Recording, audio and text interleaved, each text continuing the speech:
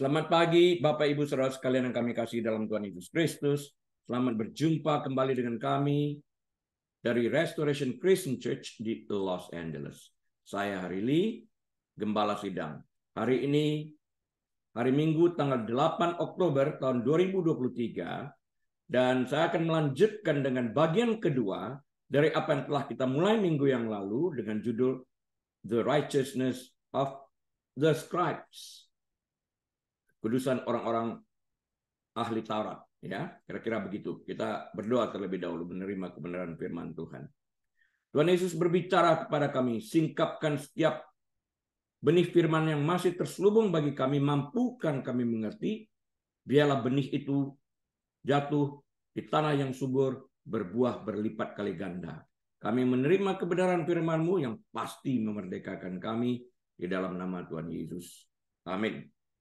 Baik, Bapak Ibu Saudara sekalian, kita buka Alkitab kita kepada Injil Matius pasal yang kelima ayat 17 sampai dengan 20. Matius 5 ayat 17 sampai dengan 20 yang akan saya bacakan bagi kita sekalian. Janganlah kamu menyangka. Kira-kira janganlah curiga. Jangan mereka-reka, kira-kira begitu. Janganlah kamu menyangka bahwa aku datang untuk meniadakan hukum Taurat atau kitab para nabi. Aku datang bukan untuk meniadakannya, melainkan untuk menggenapinya. Karena aku berkata kepadamu, sesungguhnya selama belum lenyap langit dan bumi ini, satu iota atau satu titik pun tidak akan ditiadakan dari hukum Taurat sebelum semuanya terjadi. Karena itu siapa yang meniadakan salah satu perintah hukum Taurat sekalipun yang paling kecil, satu iota atau satu titik, dan mengajarkannya demikian kepada orang lain, ia akan menduduki tempat yang paling rendah di dalam kerajaan surga.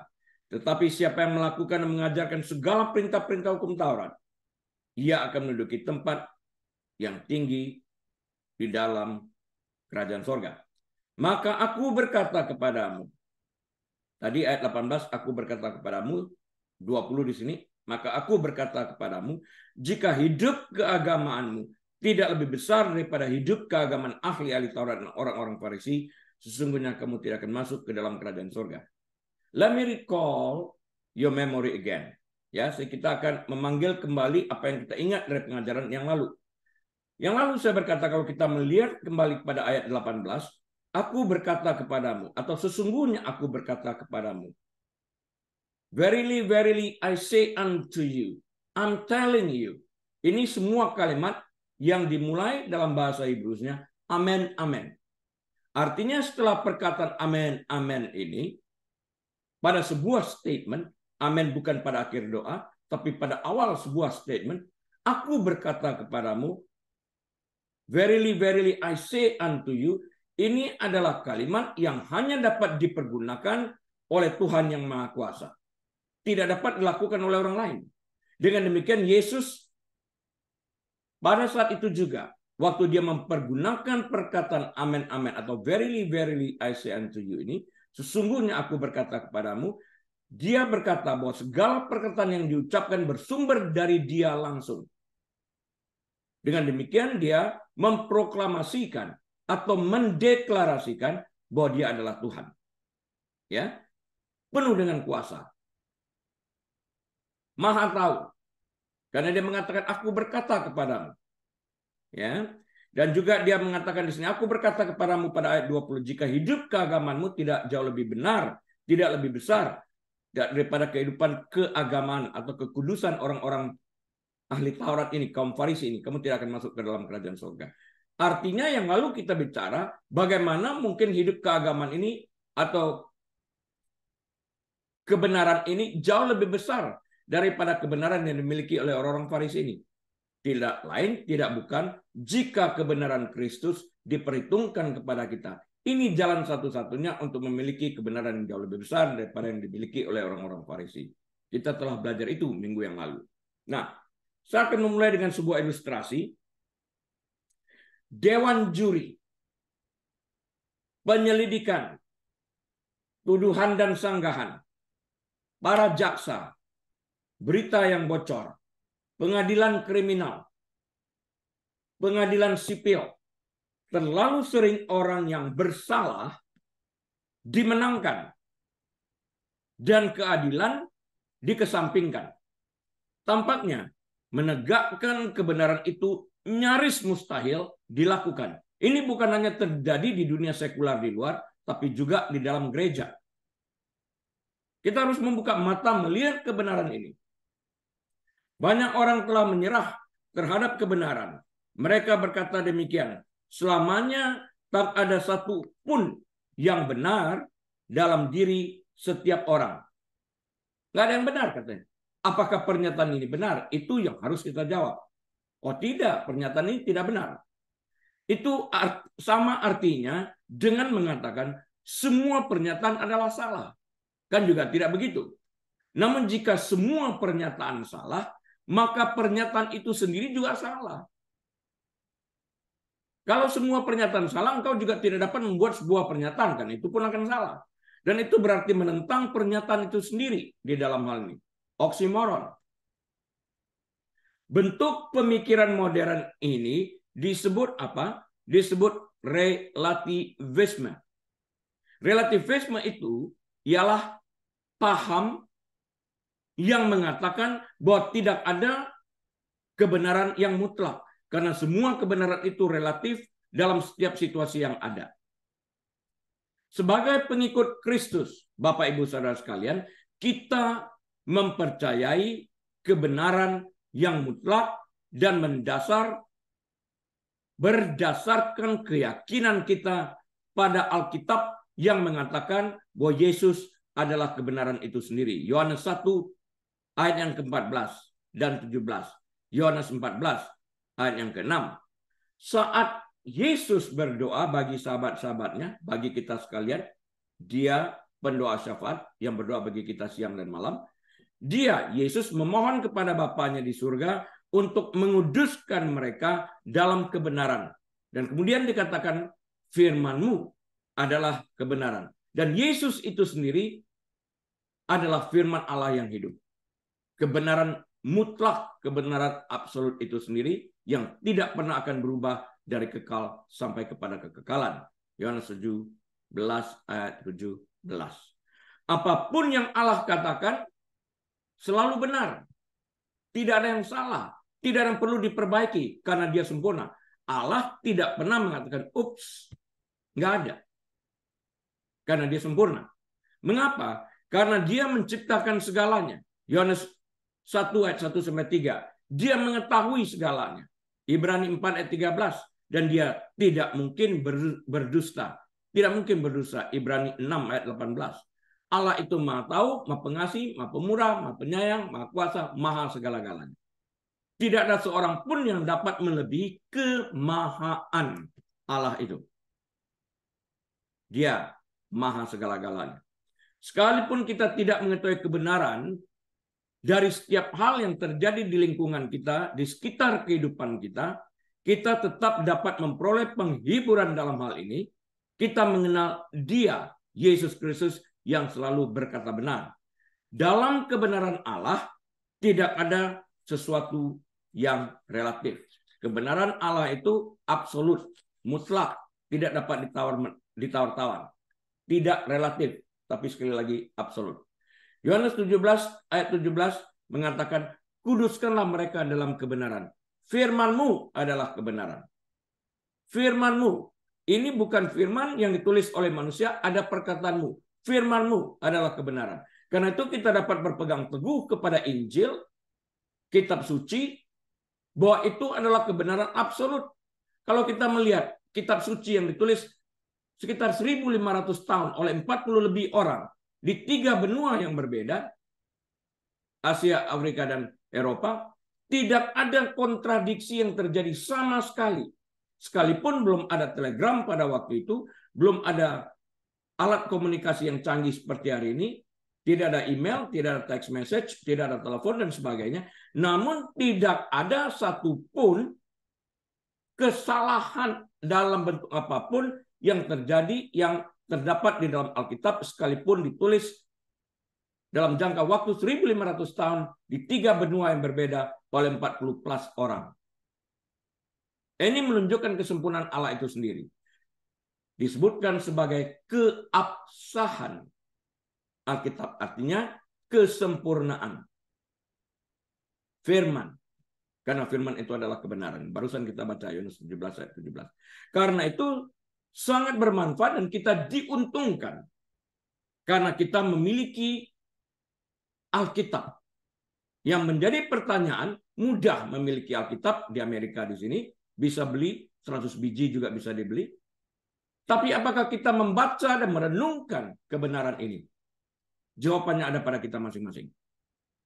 Istilah menguduskan diterjemahkan dari kata Yunani hagiazo. Akar kata yang sama dengan asal kata santo. Kudus, orang kudus, santo, santa untuk perempuan, santo untuk laki-laki. Ini berarti memisahkan sesuatu. Pemisahan ini bertujuan untuk membedakan antara yang satu dengan yang lain untuk mencapai tujuan yang dimaksudkan. So, this means to separate something, to set it apart for an intended purpose. Menjelang pemisahan ini, Yesus menyebut orang-orang ini, yaitu para murid-muridnya, di dalam dunia. Yohanes 17 ayat 11, namun juga bukan dari dunia. Yohanes 17:14. Sekalipun kita masih berada di dalam dunia, hidup di dalam dunia ini, bagi kita yang percaya kepada Kristus, kita bukan dari dunia ini, set apart, dipisahkan. Ya, kita orang percaya disebut kudus, orang kudus, santo dan santa. Sekalipun kita masih hidup, kita disebut orang kudus berdasarkan definisi Alkitab. Orang kudus, orang yang percaya kepada Kristus, bukan kota kudus di Indonesia sana, bukan. Orang kudus, orang yang percaya kepada Kristus, dibenarkan di dalam Kristus itu. Ya, ini disebut orang kudus. Dipisahkan dari dunia itu sendiri. Terpisah dalam hal ini bukan berarti jarak secara fisik ya, bukan. Kita di Amerika, yang lain di Indonesia, bukan seperti itu. Dipisahkan dari dunia, sekalipun masih di dunia, bukan dari dunia. Ini mengacu pada tujuan khusus dan misi yang unik. Semua orang Kristen dipanggil untuk memisahkan diri dari dunia orang-orang yang tidak beriman secara rohani. 1 Korintus pasal yang kelima ayat 9-11, dan juga aktif di dunia. Secara praktis, sekalipun kita selaku orang Kristen masih hidup di dunia ini, namun kita tidak berasal dari dunia ini karena kita sudah dipisahkan, dikhususkan bagi kemuliaan Tuhan itu sendiri di dalam Yesus Kristus. Sebelumnya pada malam yang sama, Yesus mengindikasikan bahwa para murid-muridnya menjadi tahir melalui pesan firman yang mereka terima. Yohanes 15 ayat yang ketiga, Yohanes 17 ayat yang ke-8. Pesan itu adalah firman Tuhan. Pernyataan kebenaran secara keseluruhan yang dia berikan kepada mereka para muridnya, kebenaran absolut. Dalam konteks ini, firman yang dimaksudkan tidak hanya mengacu pada kitab suci yang tertulis, meskipun itu adalah salah satu bagian dari pesan Allah kepada kita, tapi juga sabda Tuhan secara langsung pada murid-muridnya.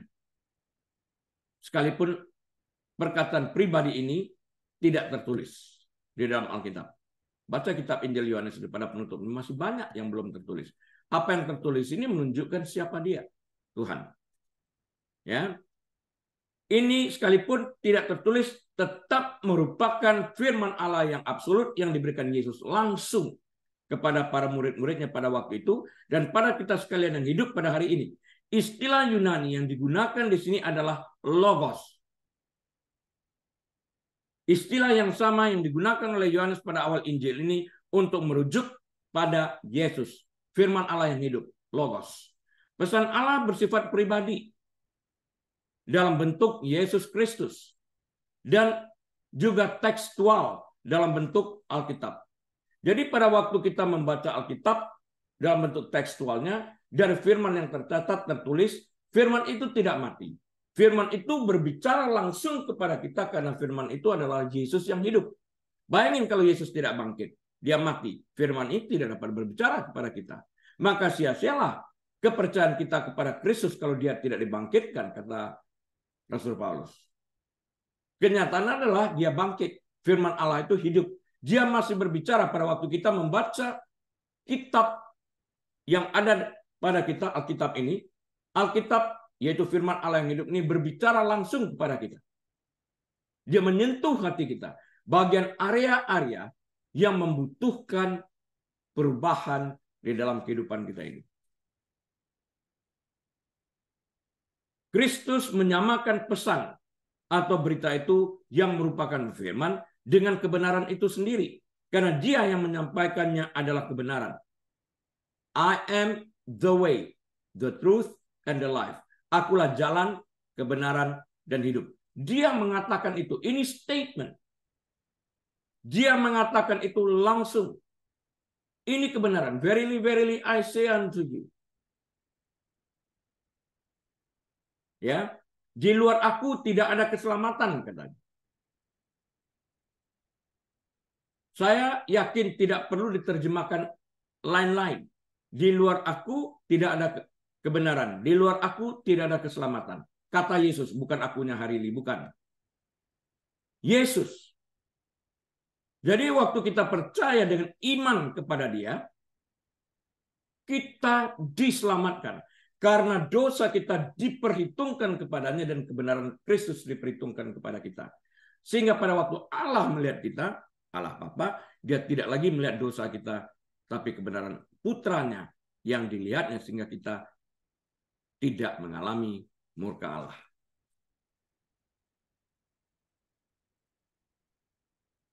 Apa yang Tuhan katakan kepada kita secara pribadi melalui pembelajaran Alkitab dalam saat teduh kita secara pribadi, melalui pengajaran dalam pendalaman Alkitab atau khotbah dan pesan Kristus yang tertulis dalam Alkitab adalah apa yang benar dan nyata.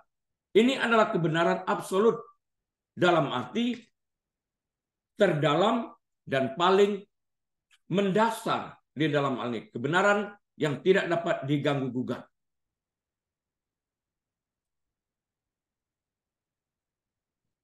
Absolut kebenaran itu. Tidak diselencengkan. Hari-hari ini kan banyak orang menguntungkan pribadinya atau organisasinya.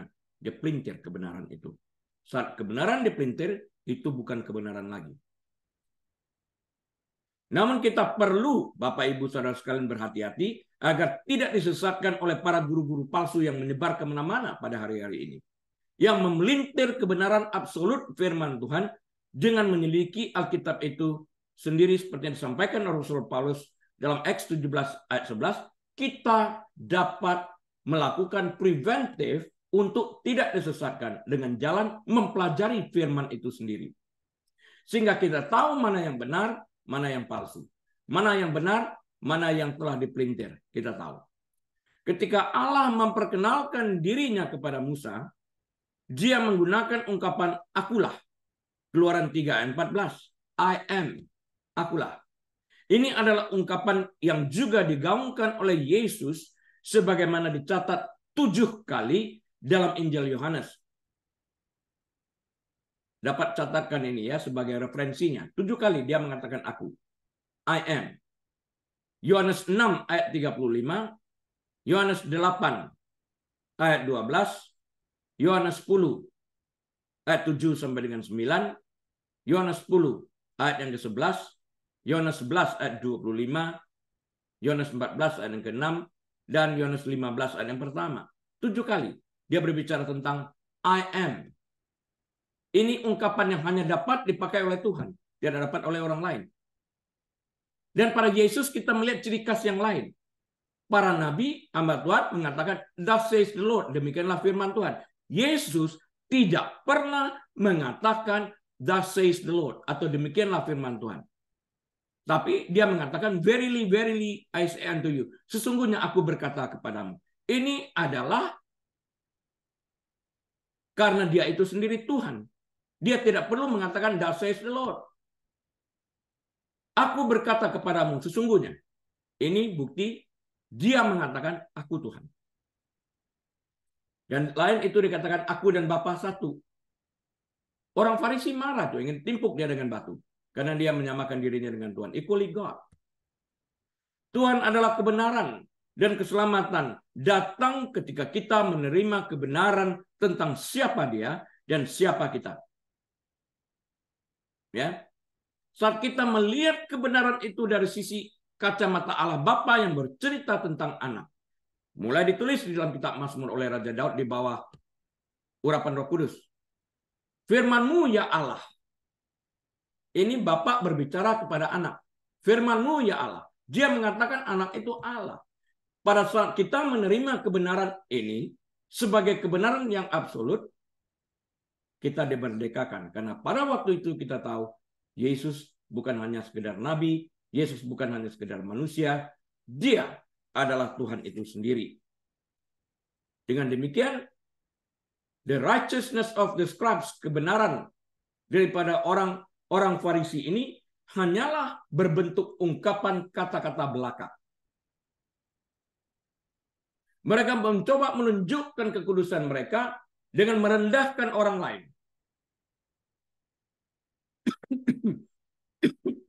Agar mereka kelihatan lebih benar daripada yang lain. Mereka menunjuk, ya Allah, aku bukan seperti pemungut cukai ini. Aku berpuasa 2 kali seminggu. Aku memberikan perpuluhan dalam bentuk selasi, jelai, dan sebagainya. Wow. Kemudian Yesus mengatakan, kamu lihat janda miskin ini memberikan 2 penny ini. Dia jauh lebih besar. Dia jauh lebih benar daripada orang-orang Farisi ini. Ini kebenaran, the righteousness of the scribes yang ditunjukkan oleh Tuhan Yesus.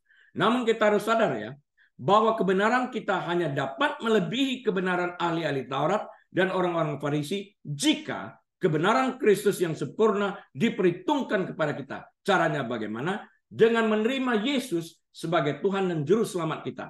Maka kebenaran Kristus diperhitungkan kepada kita dan dosa kita diperhitungkan kepada Yesus.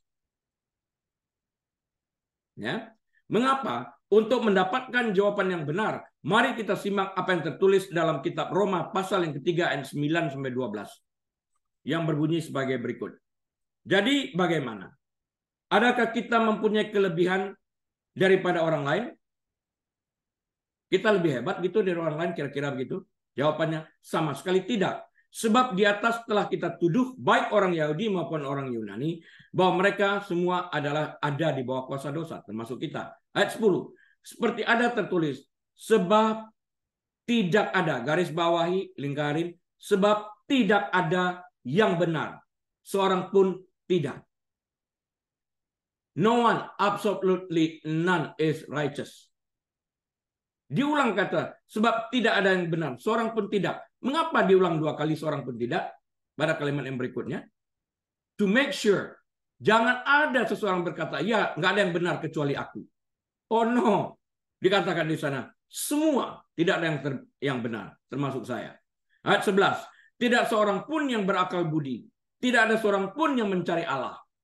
12. Semua orang telah menyeleweng. Mereka semua tidak berguna. Tidak ada yang berbuat baik. Seorang pun tidak. Dipastikan itu. Dimulai dari ayat yang 9 kita lihat perjalanan itu. Tidak ada yang benar, tidak ada yang baik, tidak ada yang mencari Allah. Semuanya itu dipertajam ayat demi ayat. Paulus sepertinya mengulangi pertanyaan dari awal pasal ini, yaitu dalam Roma pasal yang ketiga ayat yang pertama. Ketika Paulus bertanya, apakah kelebihan orang Yahudi dan apakah gunanya sunat? Ini kritis banget cara Rasul yang satu ini bertanya, berpikir. Dalam menuliskan tulisan-tulisannya. Sangat kritis. Sulit untuk dimengerti kalau kita tidak mengambil waktu benar-benar untuk mengerti cara dia berpikir di bawah pimpinan Roh Kudus, di bawah urapan Roh Kudus. Apakah kelebihan orang Yahudi? Dia lemparkan pertanyaan ini kepada orang Yahudi. Dan apa gunanya sunat? Kamu yang memahami hukum Taurat. Banyak sekali. Kemudian dia jawab. Dan di dalam segala hal. Pertama-tama, sebab kepada mereka lah dipercayakan firman Allah. Melalui mereka, melalui Musa. Roma 3 ayat yang kedua. Namun kini Paulus menjawab pertanyaan, adakah kita mempunyai kelebihan daripada orang lain? Roma 3 ayat 9. Mereka dipercayakan kitab Taurat melalui Musa. Adakah kita melebihi mereka? Sama sekali tidak. Paulus menekankan sekali lagi bahwa setiap orang berada di bawah kuasa dosa, itu termasuk orang Yahudi sendiri, kaum Farisi, ahli Taurat, orang Saduki. Baik orang Yahudi maupun bukan Yahudi, singkatnya. Dengan kata lain, orang-orang Yahudi mempunyai keuntungan di tingkat nasional karena kepada mereka dipercayakan kitab Taurat. 5 kitab yang pertama, Pentateuch namanya. Kejadian, Keluaran, Imamat, Bilangan, Ulangan. Genesis, Exodus, Leviticus, Numbers, Deuteronomy. 5 kitab yang pertama ini diberikan melalui Musa kepada orang-orang Yahudi ini. Dia tekankan ya, ingat, semua orang berada di bawah kuasa dosa, baik orang Yahudi maupun non-Yahudi. Both Jews and Gentiles. Dengan kata lain, orang-orang Yahudi mempunyai keuntungan di tingkat nasional. Mereka adalah umat pilihan Tuhan, biji mata Tuhan, dan penerima janji-janji besar dari Allah itu sendiri, langsung. Allah tetap setia pada perjanjiannya dengan mereka sampai hari ini. Dan sebagai anggota umat pilihan Tuhan, mereka memilih akses yang sangat dekat terhadap firman dan wahyu Tuhan. Aksesnya begitu dekat. Melalui dia. Mereka biji mata Tuhan. Coba ya kita renungkan. Kalau mata kita masuk debu, kita berusaha membuang debu tersebut karena nggak enak. Kita juga nggak membiarkan orang colok biji mata kita kan. Ada, silakan colok biji mata saya. Nggak ada yang mau. Bayangin, kalau ada orang yang iseng-iseng colok biji mata Tuhan, orang Israel. Dia berhubungan dengan Tuhan. Jangan bodoh. Berhubungan langsung dengan Tuhan. Jangan bodoh. Don't touch them. Don't touch my anointed one, kata Alkitab. Don't. Just don't. Namun secara pribadi, tidak ada keuntungan lebih karena menjadi orang Yahudi. Ketika harus dihakimi oleh Tuhan karena dosa. Semua orang, Yahudi bukan Yahudi, tetap berdosa. Jadi pada waktu Allah menghakimi, nggak ada keuntungannya. Kamu tidak di dalam Kristus, sekalipun kamu orang Yahudi keturunan Abraham, tetap masuk neraka. Nggak ada untungnya. Yang percaya sekalipun bukan orang Yahudi, tetap masuk surga. Dalam batas itu, nggak ada untungnya. Tapi dari sisi akses kepada Tuhan karena Alkitab, karena Torah, kitab Torah diturunkan melalui mereka, akses mereka jauh lebih baik daripada kita. Kerugiannya apa? Karena mereka mengetahui lebih daripada kita, dari mereka dituntut lebih. Alkitab juga mencatat, upah guru berbeda, karena itu saya takut siang dan malam. Mengajar, tanggung jawab saya besar. Karena itu harus berani memberi teguran kepada orang keluar daripada firman Tuhan. Walaupun resikonya dibenci. Pilihan saya satu, lebih baik dibenci manusia daripada dibenci Tuhan. Harus berani sebagai pendeta memberikan teguran jika hidup seseorang tidak benar. Tanggung jawab. Yahudi atau bukan Yahudi, Tuhan akan meminta pertanggungjawaban setiap orang atas tindakan mereka.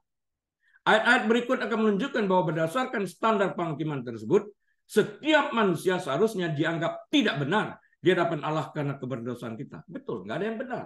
Semua hidup di dalam dosa. Mana ada orang yang benar? Lantas ada yang berkata, ya Adam sih. Anda kata bukan Adam. Kamu maksudnya tetap aja kamu berdosa mungkin lebih dari itu. Nggak ada yang benar kok. Paulus telah menyatakan di ayat sebelumnya bahwa setiap orang, baik Yahudi maupun non-Yahudi, berada di bawah kuasa dosa. Ia menunjukkan bahwa orang-orang Yahudi tidak dapat berharap untuk dilindungi dari penghakiman Allah atas dosa pribadi mereka. Hanya karena mereka adalah bagian dari bangsa Israel. Bukan berarti mereka mendapatkan perlakuan khusus. Oh tidak, Allah itu adil. Hukum berlaku bagi semua orang. Setiap orang, Yahudi atau bukan Yahudi, akan dihakimi oleh Tuhan berdasarkan pilihan dan salahnya masing-masing. Dengan standar tersebut, setiap orang, Yahudi atau bukan Yahudi, akan ditemukan berada di bawah kuasa dosa atau bersalah dan pantas menerima murka Tuhan. Ada dua tempat pengadilan yang lalu telah saya katakan juga. Yang pertama, the White Throne Judgment, itu adalah tempat di mana orang-orang tidak percaya, non-Kristen, diadili dan kemudian dicampakkan ke dalam lautan api, neraka abadi. Bagi orang Kristen, bukan White Throne Judgment, tapi Bema Seat. Spellingnya dalam bahasa Indonesia B-E-M-A. Bema Seat. Di sini orang-orang Kristen diadili. Bukan diadili untuk menentukan selamat atau tidak selamat. Bema Seat itu hanya mengadili semua orang Kristen masuk surga. Kristen artinya benar-benar percaya, bukan hanya dengan bibir. Melakukan apa yang Alkitab katakan. Itu percaya seperti itu. Dengan segenap hati mereka. Bema Seat di sini mereka diadili bukan karena lagi untuk keselamatan atau tidak diselamatkan, tapi untuk mendapatkan award, hadiah. The crowns, mahkota. Jenis mahkota itu banyak. Yang mana yang akan diberikan kepada kita? Jangan sampai ada di antara kita maupun yang mendengar melalui YouTube mengatakan asal masuk surga aja sudah cukup. Oh tidak.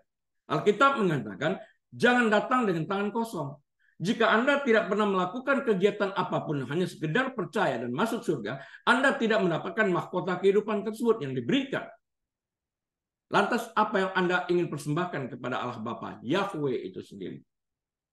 Alkitab mencatat ke-24 tua-tua itu pun merendahkan diri, berlutut, melemparkan bahasa Indonesia sebetulnya meletakkan the crowns, mahkota tersebut. Masa ya kita tidak ingin memiliki mahkota?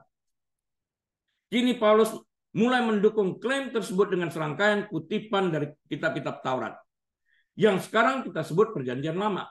Ia ingin menunjukkan bahwa gagasan tentang keberdosaan universal bukanlah gagasan baru. Maaf, minum dulu.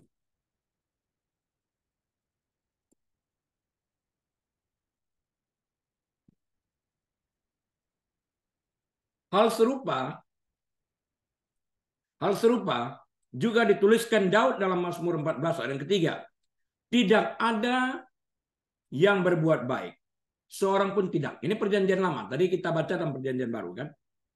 Mazmur 14 ayat 3. Daud di bawah urapan Roh Kudus menuliskan, tidak ada yang berbuat baik, seorang pun tidak.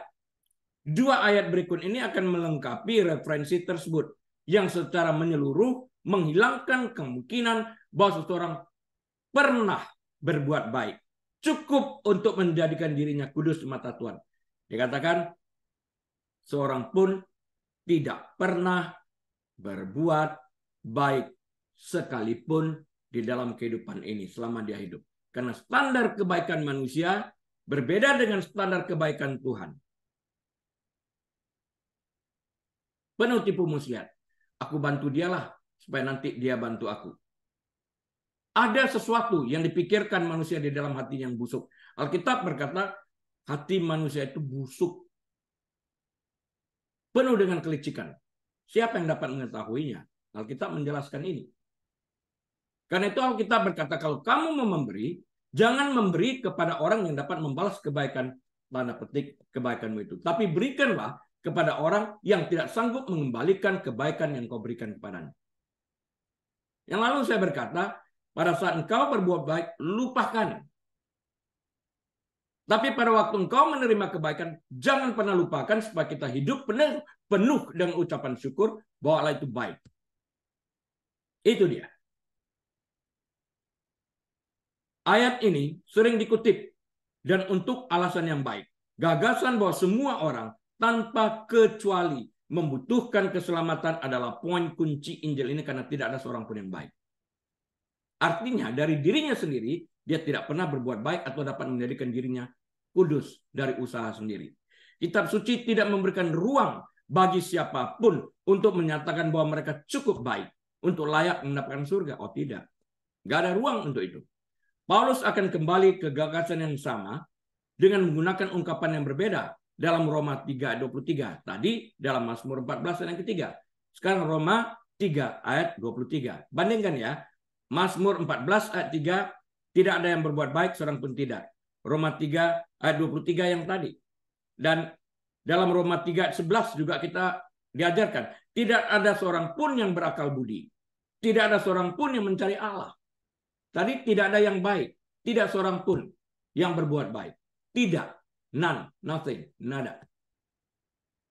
Maka kita menemukan dalam Roma 3:11 ini, yaitu tidak ada seorang pun yang berakal budi, tidak ada seorang pun yang mencari Allah. Ini adalah kutipan Rasul Paulus dari Mazmur 14 untuk mendukung pernyataannya bahwa semua orang, baik Yahudi maupun bukan Yahudi, berada di bawah kuasa dosa.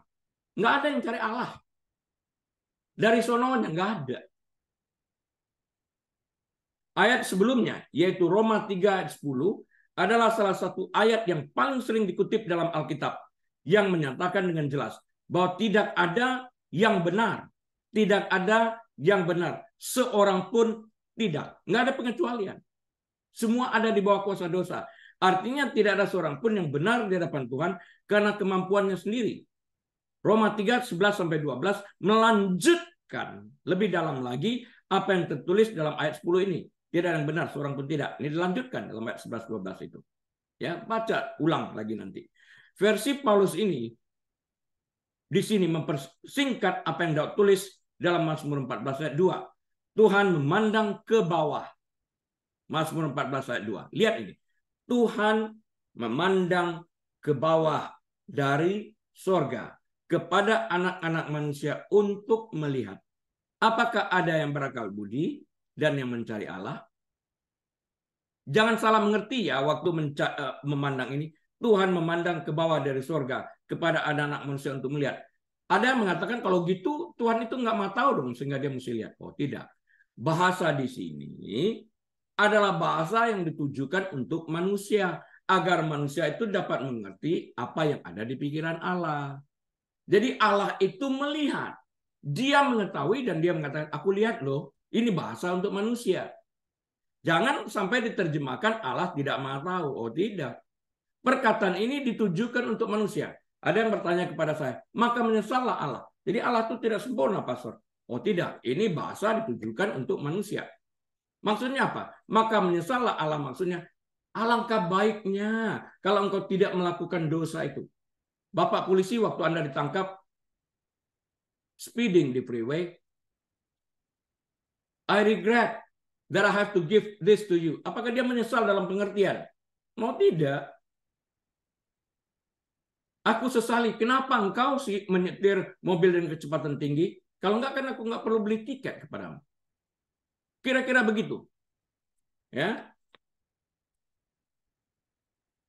Jadi dia memandang ke bawah, melihat dalam bahasa manusia, diajak kita mengerti. Jangan pikir Allah tidak melihat. Itu. Allah melihat. Inti dari pernyataan awal Daud adalah bahwa Allah tidak menyatakan seluruh umat manusia bersalah atas dosa hanya dengan melihat sekilas saja. Dia tahu. Tuhan tidak memperhatikan contoh terburuk umat manusia. Dia tidak memperhatikan itu. Dia secara simbolis, saya ulang, simbolis, mencari untuk melihat apakah ada orang yang memahami Tuhan atau mencari dia. Dia melihat. Ada nggak sih orang yang berusaha mencari dia? Alkitab katakan tidak ada seorang pun yang peduli kepada Tuhan. Tidak ada yang melakukannya. Satu orang pun tidak. Ini adalah sebuah kebenaran yang krusial harus kita ketahui. Sebuah kebenaran mendasar dalam Injil. Tidak seorang pun mencari Tuhan tanpa bantuan dari Tuhan itu sendiri melalui Putra Tunggalnya Yesus Kristus untuk melakukan ini. Kita tidak mengerti dan kita juga tidak mau mengerti. Artinya menolak untuk mengerti mengapa kita membutuhkan Tuhan. Itu sifat kita sejak lahir.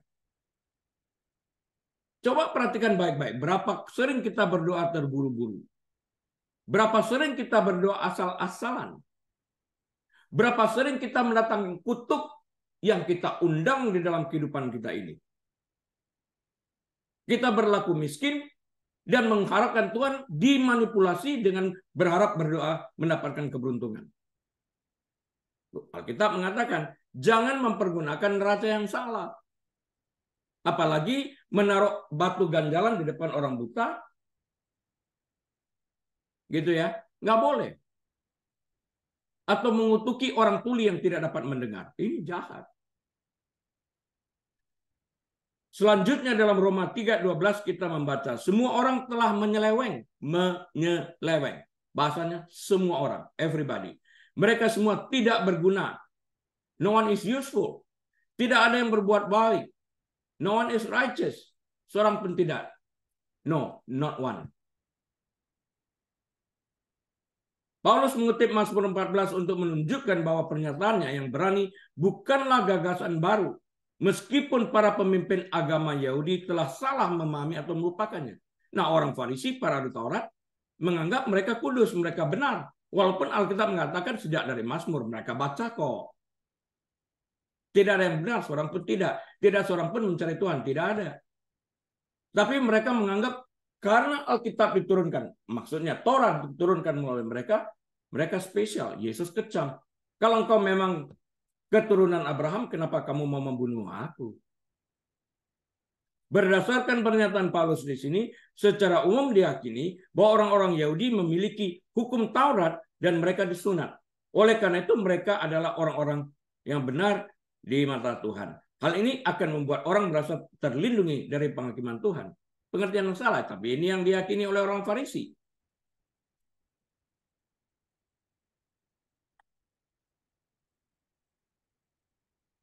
Sunat, tidak bersunat, nggak ada masalah dengan keselamatan. Paulus menentang gagasan itu dengan mengajarkan bahwa setiap orang tanpa pengecualian Yahudi dan non-Yahudi akan diyakini oleh Tuhan atas tindakannya, baik benar atau salah. Dan setiap dari kita akan didapati berada di bawah kuasa dosa dan layak menerima murka Allah. Roma 3:10 yang memulai kutipan ini dengan mengatakan tidak ada yang benar, seorang pun tidak, memperjelas hal ini dengan menjelaskannya lebih lanjut lagi seperti yang dinyatakan dalam Roma 3 ayat 12 bahwa tidak ada yang berbuat baik, seorang pun tidak, dan pernyataan ini secara alamiah benar. Ungkapan Paulus atas kata-kata Daud dalam Mazmur 14 ayat 3 menggambarkan apa yang Allah temukan ketika ia menyelidiki umat manusia untuk mencari orang-orang benar, dalam arti tidak berdosa. Tentu saja Tuhan sudah mengetahui hasilnya ya. Namun kita suti menyatakan hal ini untuk menekankan bahwa kenyataan yang ada adalah tidak ada seorang pun yang benar. Artinya ini untuk kita, bukan untuk Tuhan. Dari Tuhan dia tahu tidak ada seorang pun yang benar. Tapi dituliskan itu untuk kita, supaya kita juga tahu. Kita semua telah menyimpang dari jalan Tuhan. Kita semua menjadi tidak berharga. Kita semua korup kita. Tidak ada seorang pun yang berbuat baik. Dan tidak ada seorang pun yang benar menurut standar pencipta yang kudus dan sempurna. Mengapa kebenaran Kristus perlu diperhitungkan kepada kita? Kita telah belajar. Tidak ada usaha kita apapun yang dapat membenarkan kita. Kita tidak benar-benar dari sananya. Karena itu kita perlu kebenaran Kristus diperhitungkan kepada kita. Mari kita pelajari. Mengapa kebenaran Kristus perlu diperhitungkan kepada kita? Kita memerlukan kebenaran Kristus yang diperhitungkan kepada kita karena kita tidak mempunyai kebenaran sendiri. Kita pada dasarnya adalah orang berdosa. Kebenaran kita ibarat kain kotor, kata Alkitab. Dan kita tidak dapat menjadikan diri kita benar. Kita tidak dapat menempatkan diri kita pada kedudukan yang benar di hadapan Allah. Kita memerlukan kebenaran Kristus yang diperhitungkan kepada kita. Artinya kita memerlukan kekudusan Kristus sebelum Allah memperhitungkan itu kepada kita. Dosa kita diperhitungkan kepada Dia, hilang dosa kita, kebenarannya diperhitungkan kepada kita, masuk kepada account kita. Jika kebenaran Kristus tidak diperhitungkan kepada kita dan dosa kita tidak ditanggungkan kepada Kristus, dapat dibayangkan, maka posisi kita sebagai orang berdosa sama persis dengan para ahli Taurat dan orang-orang tidak percaya lainnya, dan tidak akan mungkin lebih baik dari mereka. Nangkap ya maksud saya? Karena hanya ada satu hukum yang berlaku bagi seluruh umat manusia dan tanpa pengecualian, yaitu upah dosa adalah maut. One house, one rule. Itu juga berlaku dalam keluarga lepas keluarga. Kita tidak dapat mengatakan waktu makan tidak boleh nonton TV kecuali daddy dan mami. Nggak ada. Satu hukum berlaku bagi semua orang. Kalau anak nggak boleh, orang tua juga nggak boleh. Titik. Bagi orang Yahudi berlaku, bagi bukan Yahudi juga sama. Dalam khotbahnya di bukit, Yesus memperjelas kebutuhan kita akan kebenaran. Dia berkata, karena itu haruslah kamu sempurna. Dari diri sendiri nggak mungkin. Harus kesempurnaan Kristus diperhitungkan kepada kita. Sama seperti Bapamu yang di sorga adalah sempurna. Matius 5:48. Dari usaha kita sendiri sebagai manusia, kita tidak pernah sampai kapanpun akan menjadi sempurna, kecuali kesempurnaan Kristus diperhitungkan kepada kita. Kesempurnaannya dimasukkan ke dalam account kita, yaitu kita yang percaya kepadanya. Hal ini terjadi setelah Yesus baru saja mengoreksi kesalahpahaman para pendengarnya terhadap hukum. Kalau gitu nggak adil dong. Hanya orang Kristen aja yang mendapatkan kebenaran. Kok bisa nggak adil ya? Semua orang kan diajak, marilah kepadaku yang kamu yang letih lesu dan beban berat.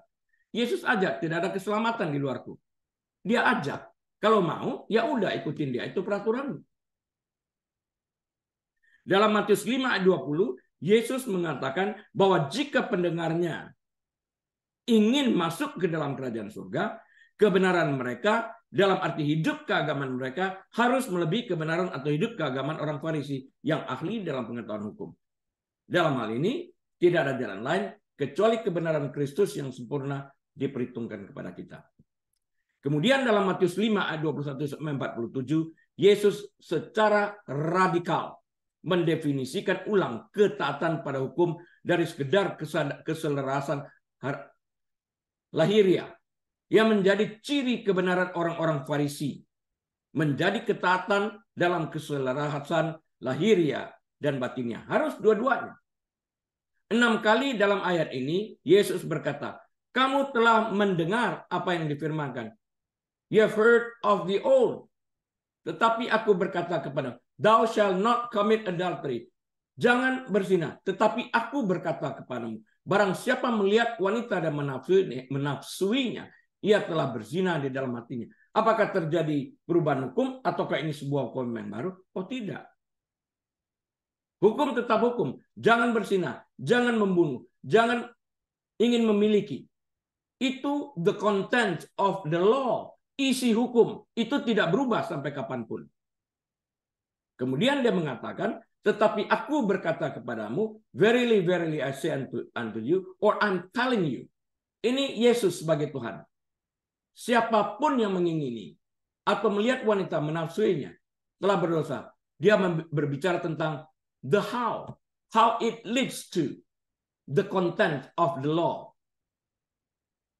Ya, dengan cara ini Yesus membedakan persyaratan hukum yang menuntut jangan melihat dengan menafsui, jangan mengingini. Ya, saya ulang. Yesus membedakan persyaratan dengan cara ini. Hukum yang telah diajarkan kepada umat manusia dari persyaratan aktualnya. In this way, I repeat, Jesus differentiated the requirements of the law as the people had been taught from its actual requirements. Mematuhi hukum lebih dari sekedar tidak melakukan pembunuhan atau perzinahan. Misalnya, juga tidak marah pada saudara dan tidak ada nafsu dalam hati.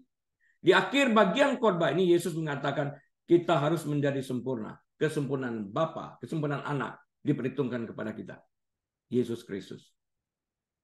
Pada titik ini respons alaminya adalah tetapi aku tidak bisa menjadi sempurna. Dan hal ini memang benar adanya. Nggak ada seorang pun dapat menjadi sempurna. Di bagian lain dalam Injil Matius, Yesus merangkum hukum Allah dengan 2 perintah. Tertulis dalam Matius 22 ayat 37 sampai 40 pada waktu orang Farisi bertanya, hukum terbesar mana yang terdapat dalam hukum Taurat itu? Ya, kasihilah Tuhan Allahmu dengan segenap hatimu dan dengan segenap jiwamu dan dengan segenap akal budimu. Itulah hukum yang terutama dan pertama. Dan hukum yang kedua yang sama dengan itu dan tidak dapat dipisahkan adalah kasihilah sesamamu manusia seperti dirimu sendiri. Dalam tentang mengasihi sesama, saya telah membahas ayat ini secara detail. Ya, dapat didengar kembali. Saya singkatkan ini, ada 613 hukum tertulis dalam kitab Taurat. Pada waktu orang Farisi ini bertanya, mereka sebetulnya ingin menjerat Yesus. Dari 613 hukum, mana yang terbesar? Dia tidak bertanya dua terbesar, dia bertanya yang terbesar, artinya satu hukum. Ini ada dalam 10 perintah Allah. Dalam 10 perintah Allah dibagi dua bagian. 4 hukum yang pertama dari 10 perintah Allah tentang mengasihi Allah, 6 hukum terakhir dari 10 perintah Allah tentang mengasihi sesama manusia. Nah, Yesus merangkumnya. Kasihlah Tuhan Allahmu dengan segenap kekuatanmu, segenap akal budimu, dan selanjutnya. Dan yang sama dengan itu, sama pentingnya dan tidak dapat dipisahkan, kasih sesama manusia seperti dirimu sendiri. Tapi ingat, kasih seperti mengasihi dirimu sendiri berarti Allah tidak pernah mengajarkan tentang self-love. Tidak. Self-love itu diajarkan oleh dunia. Lebih banyak ke arah orang narsis. Di dalam hal ini. Standarnya. Tidak ada seorang pun ingin disakiti. Kecuali mereka sakit jiwa lah ya. Sakit mental. Ingin bunuh diri dan sebagainya. Dosa mempengaruhi. Dan menjerat kita sampai hati kita yang terdalam. Kita tahu itu.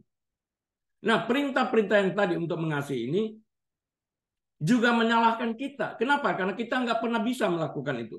Karena pernahkah seseorang mengasihi Tuhan dengan segenap hati, dengan segenap jiwa, pikiran, dan kekuatannya serta mengasihi sesamanya seperti dirinya sendiri? Pernahkah? Kita marah, kita nggak ke gereja, kita marah, kita nggak berdoa, kita marah, kita nggak baca Alkitab. Segala sesuatu yang kita lakukan, kita ucapkan dan pikirkan harus dilakukan, diucapkan dan dipikirkan berdasarkan kasih kepada Tuhan dan kasih kepada sesama. Seperti apa yang Yesus pikirkan tentang Bapa yang mengutus dia. Not my will, you will be done. Berapapun sulitnya. Sekalipun Bapa sulit untuk meminum cawan ini, jika mungkin kau lakukan, tapi jika tidak mungkin, kehendakmu jadi. Kita belum pernah mencapai tingkat spiritualitas seperti itu. Dalam hal ini pun kita tidak benar. Dan sejujurnya kita bersalah dan berdosa setiap hari.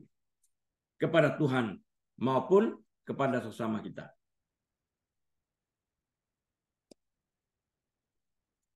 Orang pinjam sesuatu, kita ada. Nanti ya, besok lusa. Nah, kita katakan ngapain sih suruh orang bolak-balik begitu.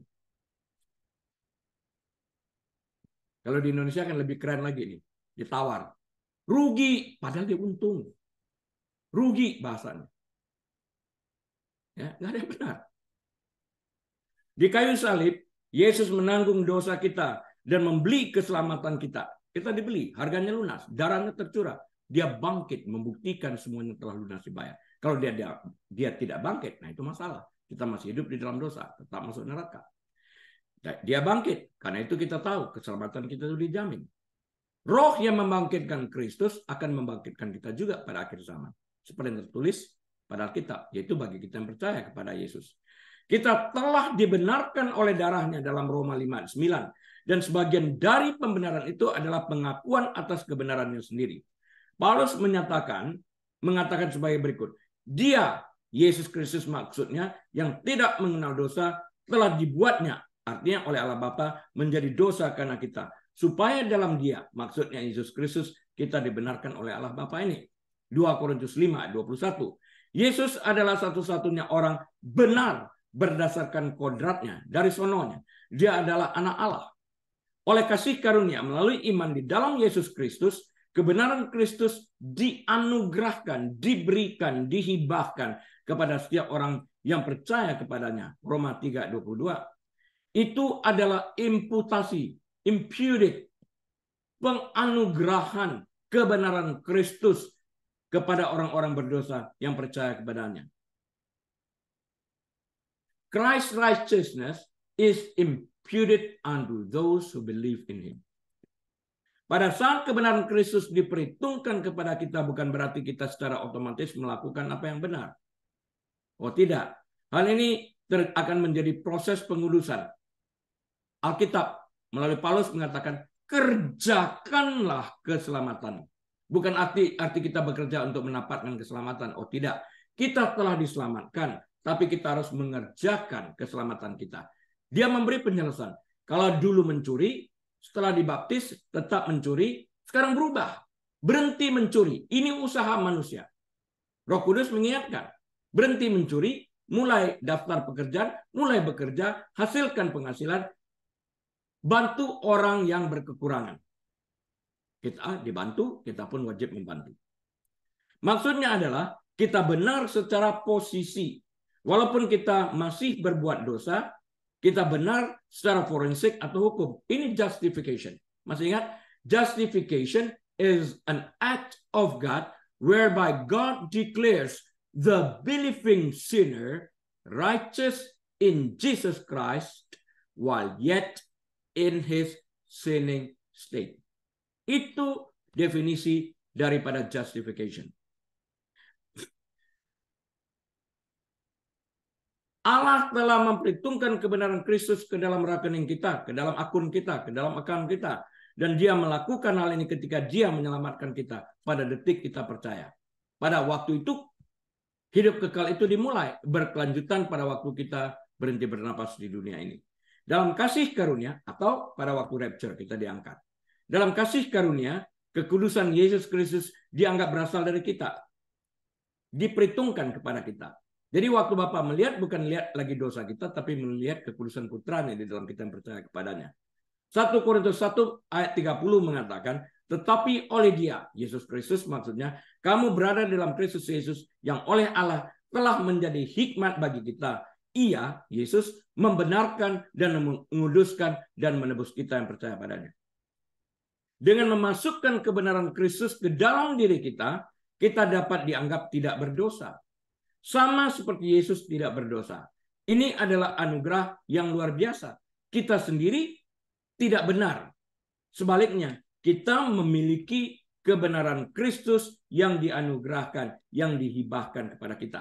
Bukan kesempurnaan kita, melainkan kesempurnaan Kristus yang dilihat Allah Bapa ketika Dia membawa kita ke dalam persekutuan dengan dirinya sendiri. Kita masih berdosa dalam prakteknya. Namun kasih karunia Allah telah menyatakan kita mempunyai kedudukan yang benar di hadapan hukum.